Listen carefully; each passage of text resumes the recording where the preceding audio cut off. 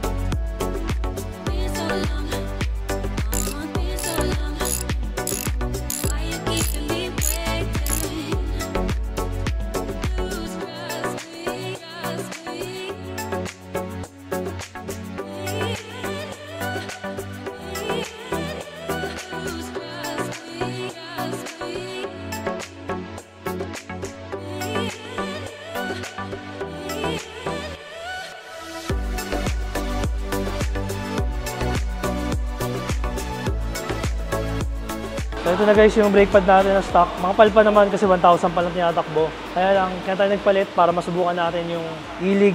Sabi kasi nila mas maganda raw to. Mas makapit daw, better than stock. Eh napansin ko nga rin sa stock, ang hindi ko rin nagustuhan dito, parang ang tagal niya kumagat. So kailangan talaga madiin yung piga mo.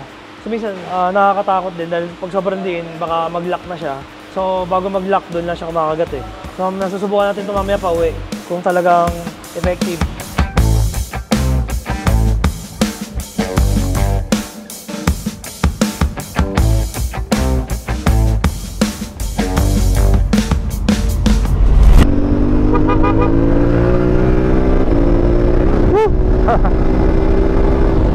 Matalon. Iba talaga pag bagong change oil. Huy.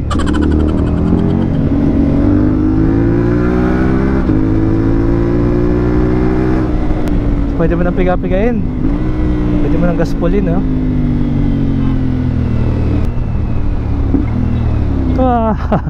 Ayun sinasabi ko, di ba?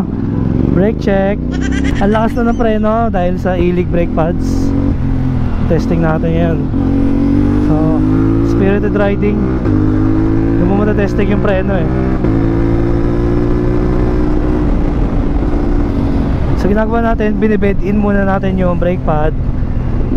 So, meaning nung pinapalapat natin muna sa disc rotor yung ilig brake pads natin para mamaya maramdaman natin yung full potential nya. Ayun no, so far ang ganda ng initial bite. Nawala na yung delay kasi yung una, kahit nagpalit tayo ng RCB Radial Brake Master na S1 Forge 17mm, ito meron pa rin kasing konting delay. Pero ngayon, after changing to ilig, ito parang halos wala na delay. Dati kailangan matinding pressure para kumagat siya. Ngayon, konting piga na lang, meron na. So talagang kung gusto mo ng budget meal preno upgrade, brake pad pala malaking bagay, no? Kala ko dati kailangan mo pa ng mga racing brake pad na special brake pad. Ito palang ilig. In fairness napapabilib ako oh. Totoo nga yung sabi nila, better than stock. Meron talaga no? So far ganda. So after a few kilometers na ginamit natin siya, ganda ng kapit. So dapat pala bago mo palitan yung brake master mo, brake pad muna, tapos pagbitin ka pa tsaka magpalit ng master. Pero pogi kasi ng S1, ayan Forge brake master, meron siyang baso, diba? Pogi nung dibaso eh, kaysa yung conventional na parang sa axial type na pang scooter, yung lagay ng brake fluid dito.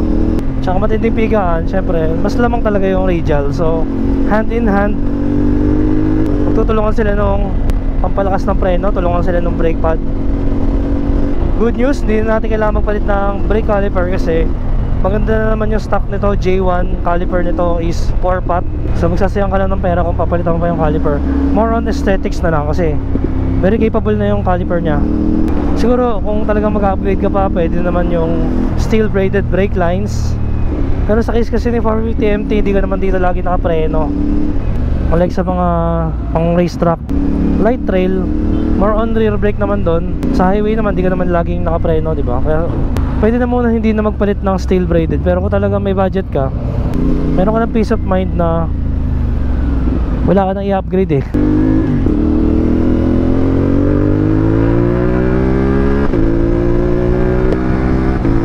Ayun, na-break in na siya. Pwede na nating gaspulin, pwede na nating i-redline to, di ba? Break in na eh. Woohoo! Tsaka bagong change oil, bagong PMS. Shoutout kay Garage Point Manila ng Pasig. Talagang sobrang solid ng gawa nila. Sila lahat ng nag-build nito. Lahat ng request natin nagawa nila. Pati sa first PMS, sobrang pulido ng gawa. Tipong pag nagpagawa ka walang back job, sigurado ka na pagkagawa pwede mo nang ibiyahe sa malayo. Mayroon kang peace of mind, di ba? Kasi buhay natin nakasalalay dito. Tsaka 2 wheels lang kasi itong motor natin, di ba? Kaya dapat doon tayo sa sigurado ang gawa. Dahil kung magka-aberya man sa biyahe, eh delikado. Mahalaga ang buhay talaga natin. Kaya doon tayo sa sigurado. Dahil mga components na pinapalitan dito, di ba? Mga preno, sa makina, lahat mahalaga. And by the way, meron nga pala itong firmware update. So next vlog, papakita rin natin yung firmware update nya. I've heard maganda raw ang improvement ng performance. So alamin natin sa next vlog. Ay, nabuwasan din yung engine braking dahil sa sprocket, oh. 15T sprocket, laking bagay.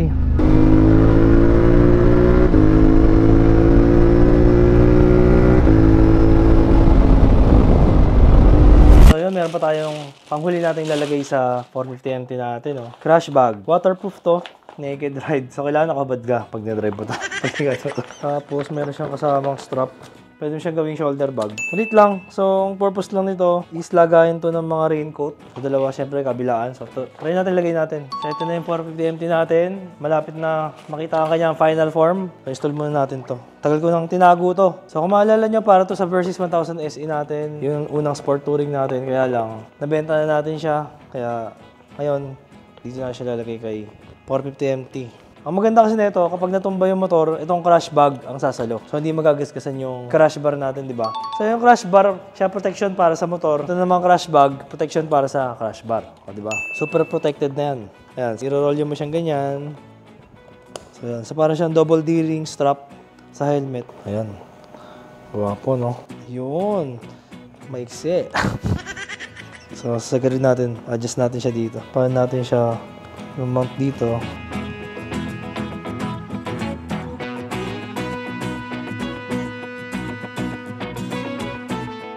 Dahil marami nagtatanong sa atin kung magkano raw ba inabot ng mga ginastos natin dito sa upgrades ni 450 MT. Ngayon, isa-isahin natin at kung bakit ito yung pinalagay natin.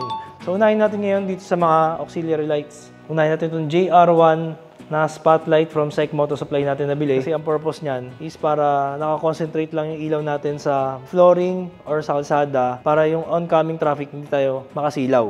So, yun ang purpose ng spotlight. Meron siyang projector. Ang presyo nito is 4,500. So ito namang Gold Runway GR50X. Nasa 16K to. So kaya natin pinalagay ito, second set na to. Ang purpose naman niya is floodlight. So gagamitin mo lang siya sa mga lugar na sobrang dilim talaga. Tapos twisties kasi malawak yung sakop niya. Yung coverage niya kasi it's floodlight. So tumatagos siya sa mga fog, tsaka malapad. Kaya ang purpose niya, kaya yung kulay yellow yung lens niya. Para mas kita mo agad yung next na corners. So para sa akin, best combo. Spotlight and floodlight. So ito naman crash bar, nilagay natin yan syempre para protection ng motor, para hindi siya magasgasan. Ito yung sasalo ng impact. At the same time, dito nakalagay yung mga accessories natin, mga aux light, itong bag natin, and 2 piraso yan. Isang set may upper and lower. So galing to kay Sec Moto Supply, 6,000. And ito naman, crash bag na tinatawag. Siya naman yung magpoprotekta sa crash bar natin. Nasa 2,000 ang isa. So 4,000 kasi left and right siya. And isa pang purpose niya is for extra storage. At isa pang magandang feature niya is para yung weight distribution. Kasi kung lahat ng gamit mo ay nasa likod, di ba? Yung likod mo yung mabigat. So kailangan din ng ma-distribute yung weight. Malagay din naman sa harapan para balanse yung bigat. Low fender, nagpalit tayo. CF Moto original low fender. Kasi yung stock is high fender. Sa pagliko natin, tatama yan sa aux light. So pagka naka-high fender ka, pwede ka naman hindi magpalit. Kaso, yung aux light mo ilalagay mo sa banda rito. Or hindi ka magka-crash bar, bag lalagay mo naman dito. So magiging lower yung placement niya. Mas effective kasi ang mas mataas na mounting. Dahil yung buga nito, mas malayo mararating mo kung mas mataas yung mounting, may leverage. Mas makakahinga yung radiator natin kasi yung stock nakaharang siya dun sa radiator. Mas maganda yung cooling system. Ang presyo nito, 3,800. Original CF Moto. Dito rin, original CF Moto caliper protector, 1,300. So, purpose niya para pag tinasi ka ng bato, safe yung caliper natin tsaka pag natumba. Dito naman, Hella Horn, 600. Dito, original CF Moto accessories din, 700. Ito yung brake fluid reservoir para safe yung ating reservoir kasi plastic lang yan. Pwede yan mabutas pag natumba or tinamaan ng bato. Yung exhaust naman natin is galing to kay Red Exhaust. Inabot tayo ng mga 6,000 dyan. Dito naman, ito yung top box rack. Ito naman yung galing sa Shopee lang yan, kay Savage. So, ang bili natin dito is 2,700. So, ang purpose niya kasi, makapal na metal yan. Di gaya ng stock plastic lang. So, tsaka dito meron kang lagay ng tali kung may gusto kang itali. Plus, mas safe yung kabitan ng top box mo. Dahil yung stock plastic lang na maiksi. Tsaka pwede yung mag-flex. So, para sa akin, mas safe yan kung lalo kung mabigat kakarga mo at kung malayo yung biyahe mo. Kumbaga, meron kang peace of mind. Siyempre, ito yung hard plastic from Sec Moto Supply. Nasa 4,000 ang halaga. 45 liters. Ang ganda niyan.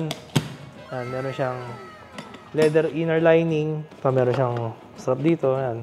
So yung una, gusto ko sana magpalagay ng ganito lang.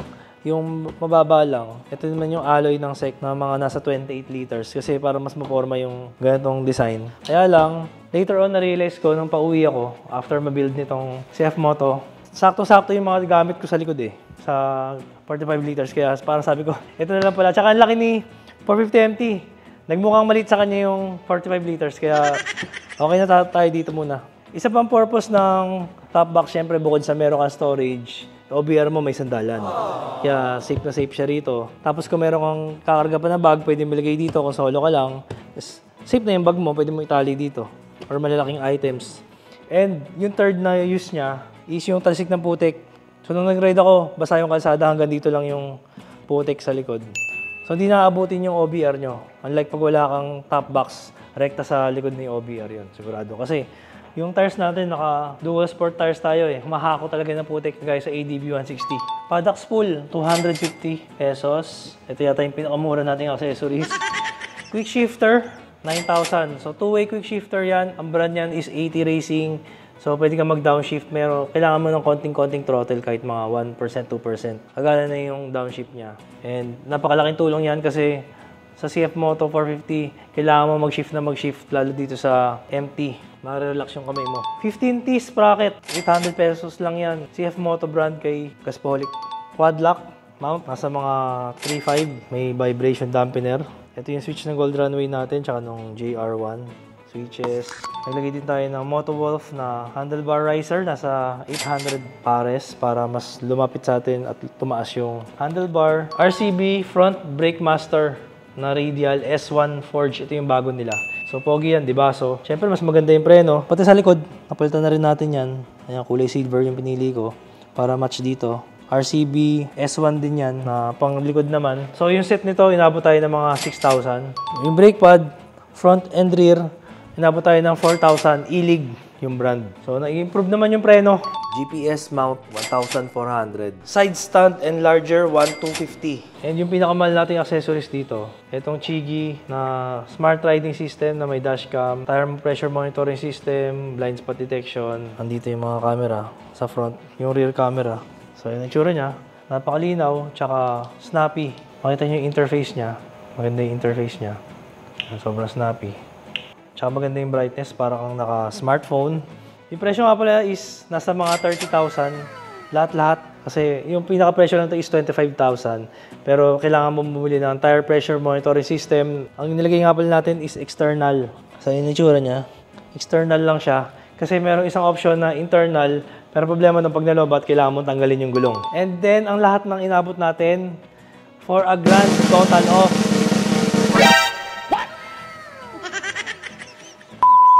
And abangan nyo nga pala, mga katingin, kasi meron pa tayong mga upcoming upgrades dito. Hindi pa dyan nagtatapos. So marami pa tayong budol na gagawin. Kasi may naisip pa ako dito, palitan natin ito ng full system. So baka magpalit pa tayo ng pipe in the future. So ito, temporary lang yan. And meron pa pala ako isang gustong gawin kasi nakabili na ako ng side bag at ilalagay natin dito sa side. Siyempre, side bag na. So isa lang lalagay natin. Kasi pag dalawa, mas mahirap sumingit. Tsaka meron tayong pipe doon. Papalit tayo ng mahabang pipe mataas. High mount yung gagawin ko sa kanya para pag mga river crossing, hindi pasukin ng tubig or sa baha. So dito, papalagay tayo, naghahanap lang ako ng bracket. Kasi dito kailangan siyang butasan. So inisip ko kung kaya ko magpagawa ng bracket para dito ilalagay. Or kung talagang bubutasan natin dito, hanap tayo ng magaling magbutas. And yung bag na medyo malaki, siguro mga ganito. So abangan nyo, branded na bag, waterproof din para ready na pang long ride. Malay nyo, matry natin mag-Philippine Loop. Mga busy tayo sa Visayas and Mindanao. So yun talaga purpose ito. So abangan nyo yung mga upcoming vlogs natin and build. And big shout out sa mga naging part ng ating build. Sec Moto Supply, Gaspoholic, Chigi Philippines, Red Exhaust, and syempre kay Garage Point Manila kasi siya yung nag-install lahat ng mga accessories natin ito.